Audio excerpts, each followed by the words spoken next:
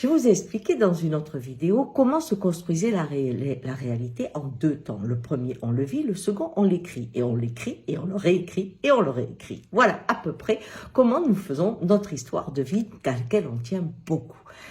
Alors, un exemple actuellement arrive et il est fabuleux. C'est celui de notre président.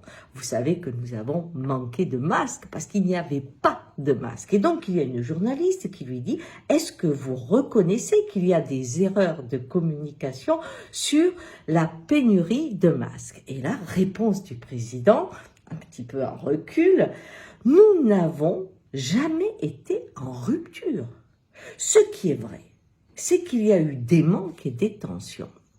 Eh bien, nous assistons à quelque chose de fabuleux. On est en train de réécrire l'histoire. Pourquoi? Parce qu'on pense du mot pénurie, qui est grave, à rupture, qui est très proche de pénurie. Mais une rupture, quand vous faites une commande, quand vous dites rupture, c'est qu'il n'y en a pas. Eh bien, nous passons de rupture à il y a des manques.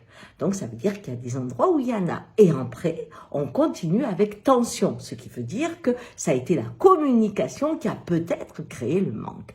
Donc, on est en train de retransformer une réalité qui était tout simplement, il n'y a pas de masque parce que le stock était périmé, que nous appliquons les méthodes sans réfléchir et que 600 millions, je crois, de masques ont été détruits, ce qui fait que ce qui est resté était ridicule. Bien, rupture devient manque.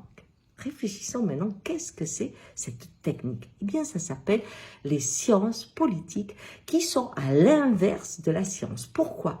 Parce que la science est modeste. Elle sait que la vérité dépend des connaissances du moment et du présent. Et que demain, avec un autre savoir, avec une autre connaissance, eh bien, cette vérité va se transformer. Et c'est pour ça qu'il y a de la modestie chez les chercheurs qui osent dire « je me suis trompé à cette époque-là, je ne savais pas ça, et maintenant, eh bien, c'est autrement ». On voit que Newton avait une vision, mais Einstein l'a transformée. Et puis, il y en a d'autres qui ont transformé la vision d'Einstein. Ça s'appelle de la science. Hein? C'est l'humilité de la connaissance. La science politique, c'est exactement l'inverse. Tout ce qui est appris, c'est savoir comment je maintiens et défends une vérité. Donc, je ne me trompe jamais si je suis un homme politique. Je ne fais pas d'erreur. J'ai toujours fait le meilleur choix. C'est top. Donc, aujourd'hui, on assiste à cette réalité extraordinaire qu'il y a bientôt, on dira, dans l'histoire, il nous manquait des masques. Mais il n'y avait pas des masques parce que nous avions fait un choix comptable qui était de, on ne stocke pas de l'argent pour se protéger d'une quelconque épidémie ou attaque chimique, on pense que c'est quelque chose que l'on peut commander en 48 heures, donc on ne va pas dépenser de l'argent pour cette protection. On ne va pas remettre en cause un choix économique, bien entendu, qui était supérieur à un choix de protection qui là serait une pensée seulement politique, bien sûr.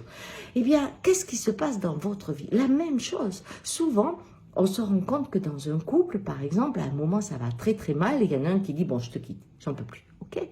Et puis quelques semaines, quelques mois passent et qu'est-ce qu'ils font? Ils se remettent ensemble.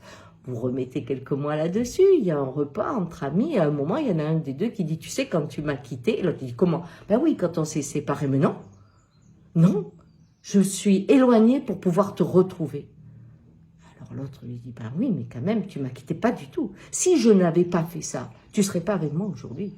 Notre couple aurait été mort. » Et tout d'un coup, la phase douloureuse où l'autre claque la porte a complètement disparu. C'était une stratégie pour être ensemble.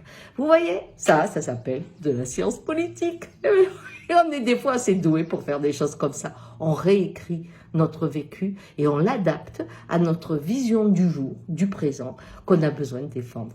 Salut!